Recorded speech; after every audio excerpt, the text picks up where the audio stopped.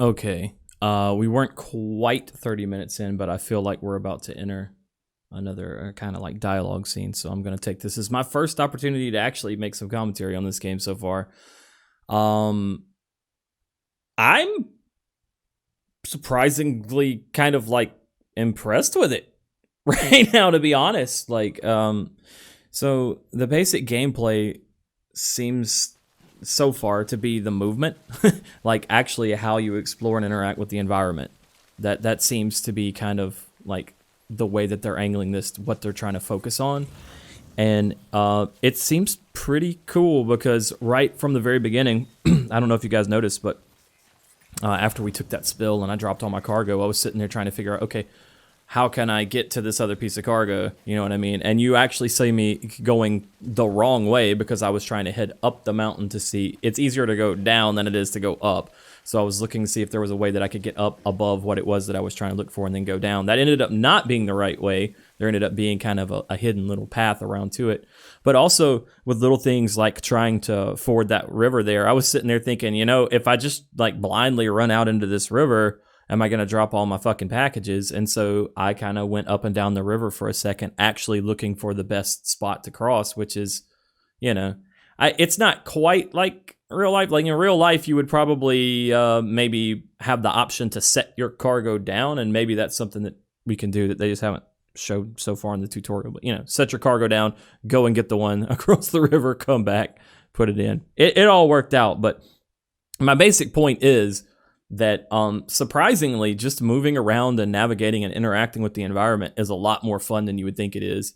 And so I have thought up until this point, just from what I saw, because I've seen a little bit of the game. I watched Peeve play it for a little bit, and it looked like that walking delivery simulator, and that might just be all that it is, but it was actually pretty fun, the little bit of like exploring the environment so far. So maybe there's something to that. Some other things in that cutscene where the handprints are appearing on the ground, the girl Fragile's like grabbing a hold of us and all that stuff. It was really cool to me.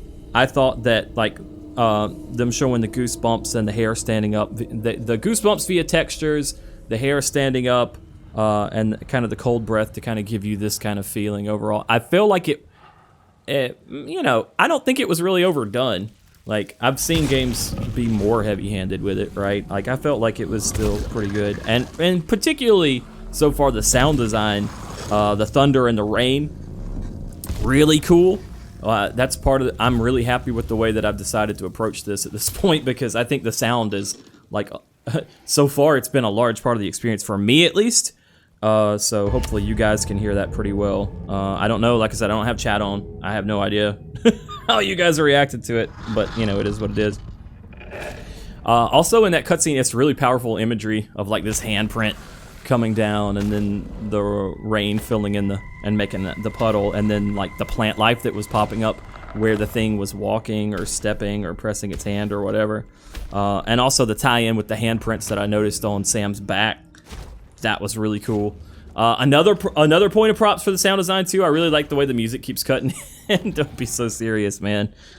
I guess that's got to be a meme. Don't be so serious.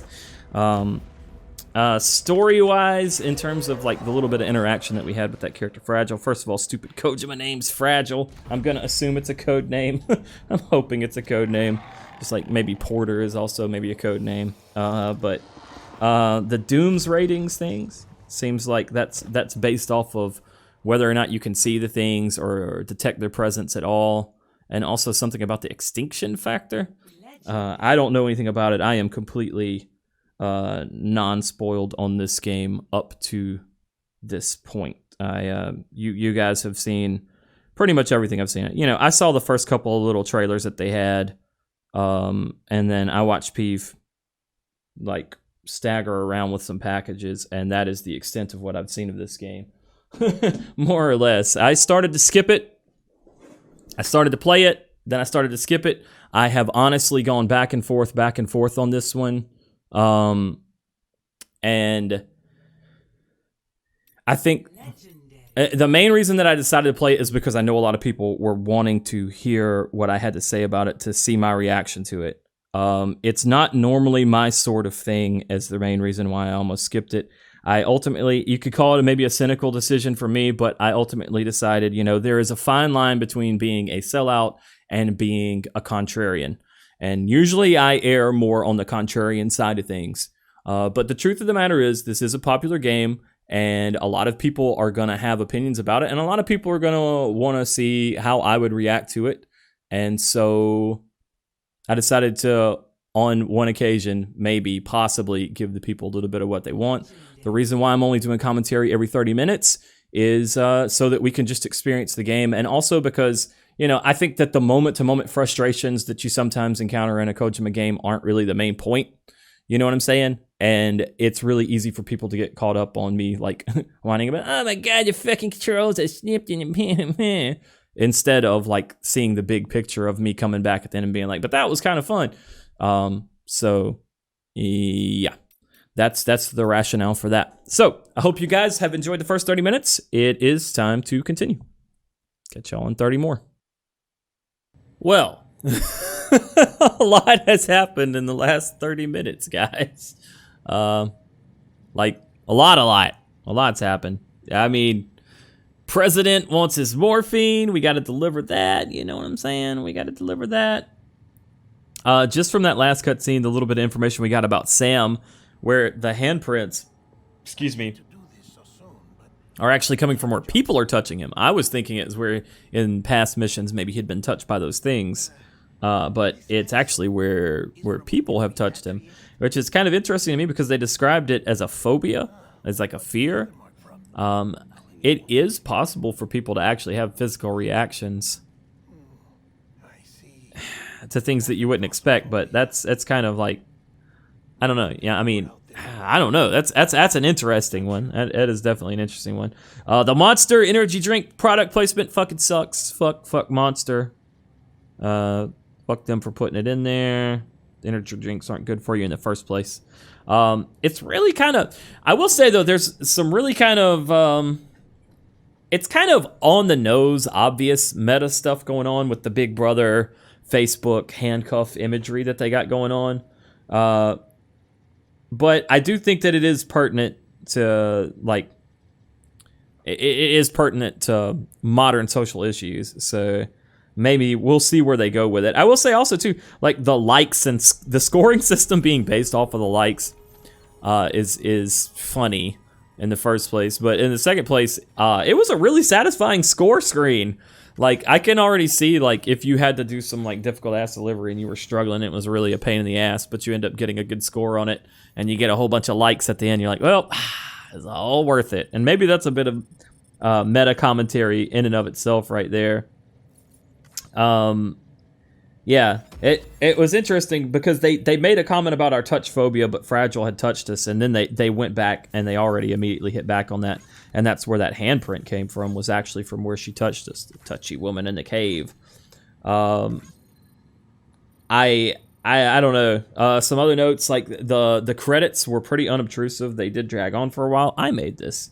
At first, they were talking about the necro, and I was thinking, is it going to be like a zombie sort of situation or something? And then it was like, is it going to be a corpse explosion? Well, no, apparently a beast comes to feed, right? A beast comes to feed. The Postman, the Kevin Costner movie, The Postman parallels of this game are obvious. Like, they're very obvious. I'm going to tell you guys something. I actually liked that movie. I don't watch too many movies. And I'm not like a huge fan of Kevin Costner. And that movie is cheesy, and it's cheesy and stupid in funny ways for Lincoln Mercury. Gonna buy me a Mercury and cruise it up and down the road. It's funny, but I actually, it was interesting. I didn't dislike The Postman, so maybe that kind of partially explains why I am semi-disposed to, like, I'm kind of on this game's side as far as the story setting goes. Like, I don't dislike it. I always like the whole ruined civilization being rebuilt sort of scenario. And that's another fascinating thing too, because I'm curious what they're going to do with this. I already said, I think that the way that the movement and the exploration, the way you interact with the environment is going to be important. When you think about reestablishing a destroyed civilization, and they already talked about choosing where their capital was going to be, it gets into this kind of like interesting realm of like why cities are the places that they are. And it tends to be because of geographical advantages. Like, to take a city that's been in the news a lot here in recent days, take a place like Hong Kong. The reason why Hong Kong is where it is, and the reason why it developed into a huge city right there as opposed to somewhere else, is actually because of the geography. It's actually because of the bay that they have and the safety of that harbor and how good it is for sea transport. And that's actually kind of the reason behind that. And if folks from America probably are aware of this, especially rural America, if you travel through rural Mississippi right now, you'll find towns very evenly spaced out. Like they're the little small communities, little settlements of like a couple hundred people, but they will be very evenly spaced between each other. And it's got historical reasons based off of how far people could reasonably travel in a day's time in the past, and that determined where settlements popped up, and that has kind of persisted to this point, even though, you know, we can make those trips in 10 minutes at this point. But let's see what else. Dead Man, more dumbass Kojima names, but it's whatever. The Central Knot explosion, Sam warned them. He told them, he's like, hey, you need to just burn this guy right now. And they're like, we can't release all that shit in the air. And he's like, well, that whole thing is kind of it's an interesting decision. If you have to dispose of corpses and you have to dispose of them in a fire, like, does it have to be, is it every corpse? Because if so, why is there not an incinerator there in that settlement, right? Like, that doesn't make sense. If it's so risky that you actually got to take this guy through dangerous territory, well, the people transporting him could also die, and then what happens, right? And that's what happened, and the entire place was wiped out. So I'm kind of curious about like why they didn't have an incinerator. Like, wouldn't that be like one of the first things you would put in a settlement? Like, I don't know. There's some interesting things going on with that. The whole imagery of the whales for the title, the stranding of whales specifically. I'm sure people have researched and learned about whale strandings at this point, if you have any sort of interest in this game at all. But basically, whales beaching themselves. There's not really much to comment on other than the. I mean, I could speculate that the game is going to be about this like individual desire for a communal connection that can even lead you into suicide. And it is really, you kind of see something really interesting in that cutscene where the truck flipped over and it was on top of the truck driver. Hero-ass driver sitting there with his guts hanging out, his lower half is crushed, he's getting the time fall over him, I guess, is what's making him age. And then when they're like, don't breathe, he holds his breath. He's sitting there dying. He's already all fucked up from the time fall. His guts are hanging out, but he still has the presence to just go. And yet it's ruined by the other guy going, sorry, as he shoots him. When I say sorry, if you shouldn't even be breathing. Come on, man. Of course, you're firing a gun, so I guess it doesn't matter. The rainbow, don't know shit about what that's about yet. We're just gonna have to figure that out. I do like in that cutscene where you can control the camera. I like the concept of there could be environmental details in the cutscene that you could miss or you could see based off of how you actually manage the camera. I don't know if there actually was or not.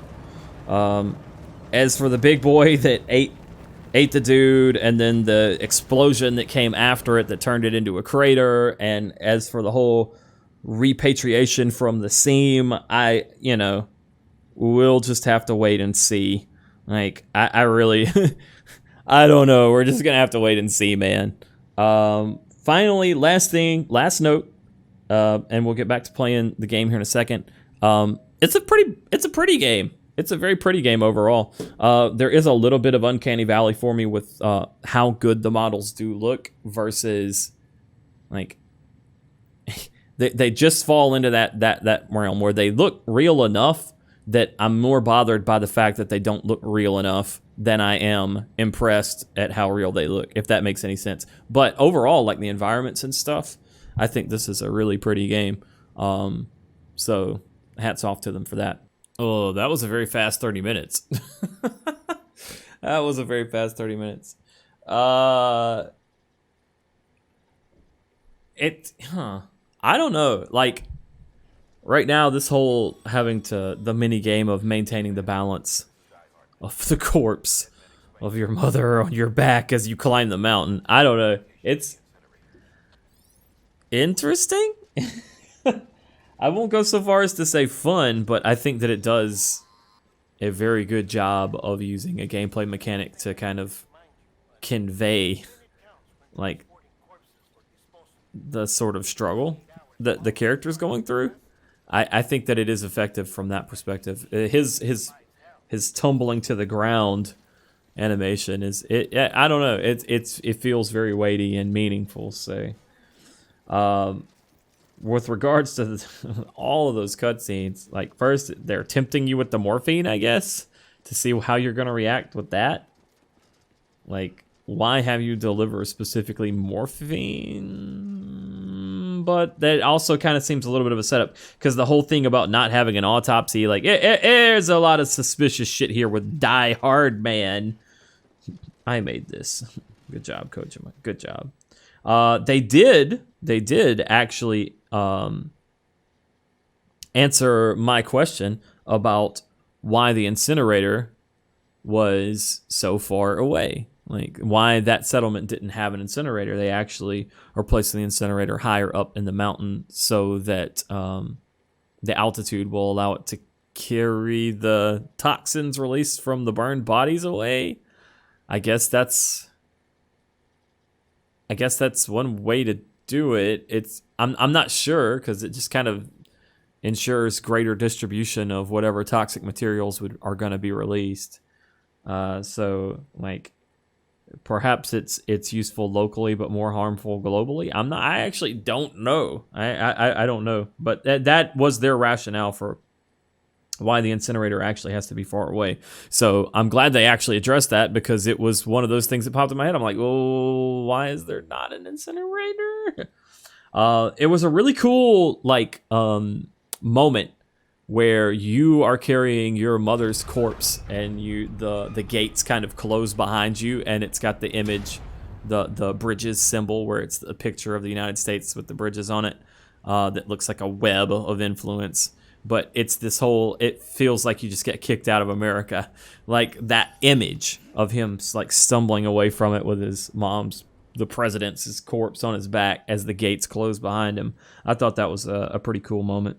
Also, once again, with the cuffs imagery, like, they're going to offer 24/7 support via the cuffs, but that also, like, they're keeping an eye on us 24/7.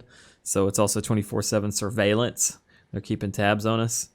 And it's really kind of a fascinating thing to me. Like, Kojima's coming at it, I think, from the same angle that I do, as far as stuff like Facebook or whatever. But by accepting, like, these offers of help, or accepting the conveniences that we get, those are also bonds placed upon us, right? Those are also cuffs. The links between people can be used to pull you up, but they can also be used to tie you down, right? Like, I think that's kind of the basic point of what he's trying to get across here with this. And, you know, it goes with you look at any of these social media services or online games or things of that nature, and you look at the terms of service, like, you agree to give them so much private information, and can the information that you give them be used to help you and make your experience better? Sure. Can they use it for their own personal gain as well? Absolutely, of course, and they do. So it's who is in control of the links, who is in control of the bridges, is kind of an important thing. Yeah, got some. I'm not sure about old Die Hard Man. So we're disposing of Bridget right now, and who was it? Amelia? Was that her name? I can't. I'm struggling to remember. I don't know if that was Sam's wife, sister, some sort of important person to him, it seems. Some of the commentary has been a little bit too direct, too on the nose, as far as like America, we must come together, or we're gonna fall apart, sort of thing. But you kind of expected it. The Postman was also pretty on the nose, to be fair. I've been watching a lot of Ghost in the Shell standalone complex here recently, and it's funny to see some of these same concepts discussed here as well. So yeah. With that, I think that's my commentary, and let's get back to the game. Let's try to burn this corpse, I guess. Oh boy. Man. That was another very quick 30 minutes. In fact, it was a quick 36 minutes and 19 seconds. Trying to figure out where to actually start with my thoughts on what we just played. First of all, the actual gameplay. It's really interesting to me that you have the option. You can choose to not accept help. Right? Like, you can choose to not use ladders. You can choose to not use climbing points. You can choose to find your own way to do it. And I think that's kind of an interesting and fun kind of organic difficulty selection that you can do. And it can also, like, from a role-playing perspective, if you were approaching this as a, like, collectivism versus individualism sort of battle, and you want to actually, like, role-play your character, your Sam, leaning towards one side or the other there, you actually have the ability to do that. That's it. I don't know. This is actually a pretty fascinating game, guys. The whole demons thing, that where they're causing void outs and stuff like this, but they're separate, but they have this common ideology. I highly recommend people that are interested in this game and this game's story and the way this game is put together to watch Ghost in the Shell standalone complex. To watch, to check it out, because there's some very common threads there. It's funny to me too, because I've been rewatching that again recently. I know I keep bringing it up, but it's actually quite good, and it's very, very related to some of the concepts that are being put forth in this game. So yeah, the Postman's, Ghost in the Shell, there are some definite connections, at least with standalone complex. Some obvious sort of either inspiration, or they took inspiration from common roots. Sam is kind of an interesting character to me, because they're doing a really good job of presenting him so far, because he's a character that does want connections to other people. Like he clearly values those connections with other people, and yet he also values his independence and his privacy and his freedom. Like that's my sense of the character. And you see his sympathy for the baby. You see that he does care about his, and apparently it was his sister. It was his sister after all. I had speculated earlier that Samantha, I guess is her actual name, that she might be his sister Amelie, I guess. And that turned out to be the case, but you kind of see hints where he does care about other people, but at the same time, he also cares about himself and doesn't want to be that integrated. And this whole game so far does seem to be about this sort of individualists versus collectivists. Yeah. And I thought it was a kind of a interesting and powerful moment, and really, really good delivery. This was actually, I think, good writing, good voice direction, good delivery on a specific line where he asked, "Isn't anything private anymore?"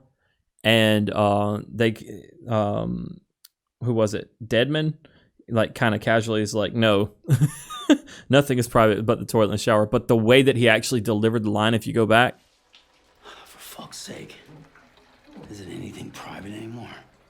Oh, no, except for taking a shower and going to the toilet, that is. It was so super casual and so like matter of course. No. interesting this stuff going on with Amelie's body still being on the shore. So unlike us, she didn't repatriate using the strand and the seam. Is that what that means? I'm not sure. They're starting to use the dream catcher symbolism too. This is one, like, I'm 50-50 on this stuff because sometimes, like, I think there's some interesting concepts in this game. Sometimes it's way too fucking on the nose with, like, direct commentary, and then other times it just uses this scattershot approach with imagery where, like, they can throw a bunch of imagery at you. Like, here's the handprints, here's the tears, here's the rainbow, which we did see another rainbow, and we still not 100% what that means. I'm assuming that it means that the timefall rain is past, but you see that. And then the dream catcher, and it's just like, if this imagery is not doing it for you, hold on, let me throw you and hit you with something else. And it's this kind of scattershot approach that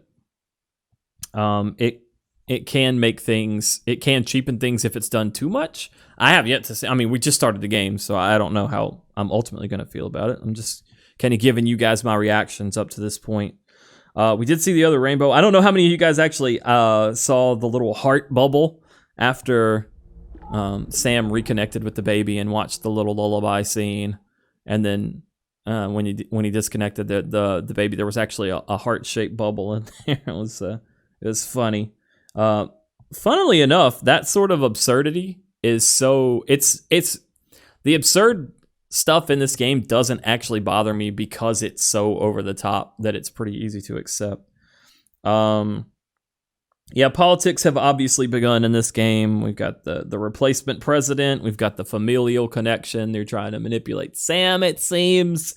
And then there's the demons. And wow, they changed their mind quick on BB there and decided to let us not only not destroy it, but also keep it. Yeah, I don't know, man. I don't know. There's definitely some interesting stuff going on. Gosh, the time is going by fast here. It doesn't feel like it's been 30 minutes since the last little pause. All right, I guess those are side quests. Just finding shit that people have dropped and picking it up and turning it in. I guess that's fine. I don't know. I'm not sure what the likes do for you at this point. Maybe we'll figure it out. They talked about grams, which I'm guessing it kind of avoids a plot hole because it's like, oh, we have to get you to go all across the country and connect these things so that we can be connected. But, you know, she was actually projecting what appeared to be a highly sophisticated hologram, or chirogram, as it were, all the way across the country in order to speak with us in the first place. But apparently that was just a gram reconstructed off of data stored locally. I don't know. I'm gonna hand wave it. I'm not gonna look too deep into it. BB's mama, Lisa, maybe? That was another thing that popped up in one of the flashbacks that we got when Sam plugged in with BB there. Yeah, I don't know. I don't know. Another thing is lots of nudity in this. Fairly, it's not super graphic, but it's kind of interesting to me though because, like, how differently people react to male nudity versus female nudity. Like, I think on the one hand, some people will make a big issue out of it because it's male nudity, because it's a male shower scene. And then on the other hand, other people won't make a big deal out of it because it is. You see what I'm saying? Like, if it was a female lead, then people would react to that completely differently, I think. I don't know. It's neither here nor there for me. I say if you can have nude female shower scenes, you can have nude dudes too. Like, whatever. Yeah. All right. Let's keep playing. Woo. Okay. Let's see. So one thing's for sure, I really, really, really dislike the UI of this game. There's parts of it that I like, but just in general, it's like overload. Like, it's just all too much of everything. But it's kind of A part of the game is a weight management game, so I guess it comes into play later, but it certainly is overwhelming at first. Now, that said, like, we did our first little side quest there, and we did this first little run to the way station. A couple of things came up, one of them being the time fall. Time fall seems to be there to kind of emphasize you to move quickly. At first, when it popped up, I was thinking, should I look for a cave, or like should I look for some way to take shelter? Which I'm kind of surprised that they don't have you give you the option to create little shelters, or even for that matter having some sort of, I don't know. I guess the shelters would be worn away by the time fall though, but it doesn't affect the natural terrain. I don't know. Curious. Anyway, from a gameplay concept, it does seem to be there to incentivize you to not dawdle and to keep moving. Apparently, I came near a BT during my route that I took. I don't know if you guys noticed, but I tried to avoid going over the mountains or fording the river at really wide places. And we did take that one little spill, but overall it went pretty smooth. Yeah, I guess there's really not a whole lot else to say from that last little stretch of gameplay, other than to say that overall so far I kind of actually like the pacing of the game, because it does bounce back and forth quite a bit between these like mysterious, interesting sort of cutscenes where they're throwing all this gobbledygook shit at you, and then just periods where you're just kind of doing this roam and this kind of like body management simulator as you shift your weight from left to right. One thing that I've noticed is that you don't have to wait until it's warning you, hey, you're leaning to the left, hey, you're leaning to the right. If you're watching the animation, you can kind of proactively stay on top of that with the L2 and R2 presses. Yeah, and then throwing in the music every once in a while, and throwing in the dialogues where they're doing communications with you while you're running has also been, I feel like the game's got a pretty good balance. I definitely understand why a lot of people would not like it. I will absolutely 100%. For me, personally, I am enjoying it far, far, far more than I thought that I would up to this point. There's lots of Kojima nonsense. It's Kojima nonsense. I'm actually kind of, sometimes I'm on board with it. I'm on board with this game so far. But more what I'm talking about specifically is the gameplay, because it does have gameplay. Like you running around from place to place, delivering stuff and trying not to fall over, and interacting with the environment and trying to figure out the most efficient way to do things and that sort of stuff. That is gameplay. It's not necessarily gameplay a lot of people are going to enjoy, but I think it feels pretty good. Like, I think that they actually managed to make it kind of fun to do. And plus you get to explore this world, and, it looks good. So, yeah, that's kind of my general thoughts right now. Yeah, there's a lot going on here. That shit with the still mothers is super creepy. The BBs being treated as equipment is super creepy. There's lots of really uncomfortable things going on there I'm not too sure about. It's also fascinating to me that with their hologram systems and the telecommunication stuff, even though we're technically alone in this depot, poor Sam doesn't get to feel alone at all. He doesn't get to. He's not isolated. He's also has no privacy. It feels like everyone's still right here with us because they're so connected. Also, I'm starting to get the whole sister is in the cult vibe. No locks, but I still can't run away. No locks, no guards, but I can't go anywhere. Okay, sis. I'm wondering if they're not planning to get everything connected to the chiral network and then do some bullshit. I don't know. There's there's lots of possibilities that this game has right now, to be honest, in terms of directions that they can go with the story.